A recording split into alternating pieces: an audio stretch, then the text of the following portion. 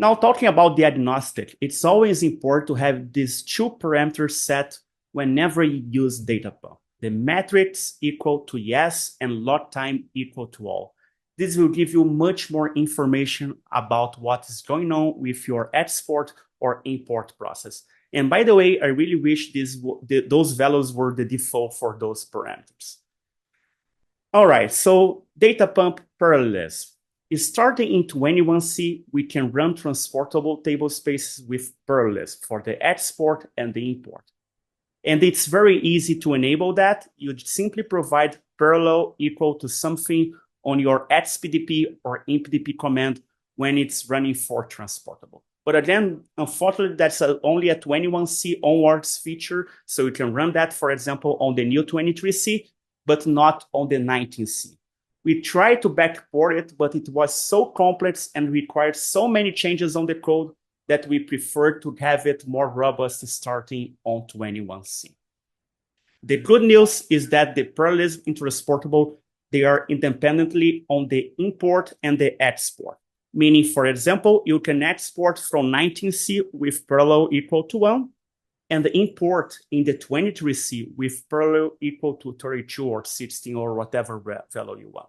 Okay, so they are totally independent. If you run, for example, export with parallelism equal to 10, you don't need to run an import with this same parallelism. They are totally independent. Here is an example and a benchmark we had with EBS with 600,000 objects. And without parallelism, it ran in about 9 hours.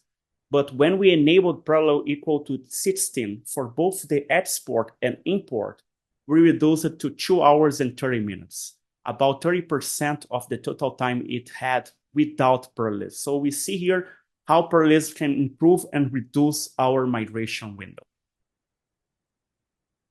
So how is the architecture of parallelism when it comes to transportable table spaces? So for the export, each worker, meaning when you run parallelism, you will have multiple workers. Each worker will handle a different object path, meaning one worker, for example, will take care of the tables, another one from the indexes, another one for the pill circle objects, another one will export the users, and so forth. So each worker will get a different object path. But for the import, it's different. We cannot have this working on the import because, for example, we cannot create indexes before we create the tables. So for the import, multiple workers will work on the same object path with parallelism and then create internal dependencies so we know that, for example, when a table finishes, we can start processing the index.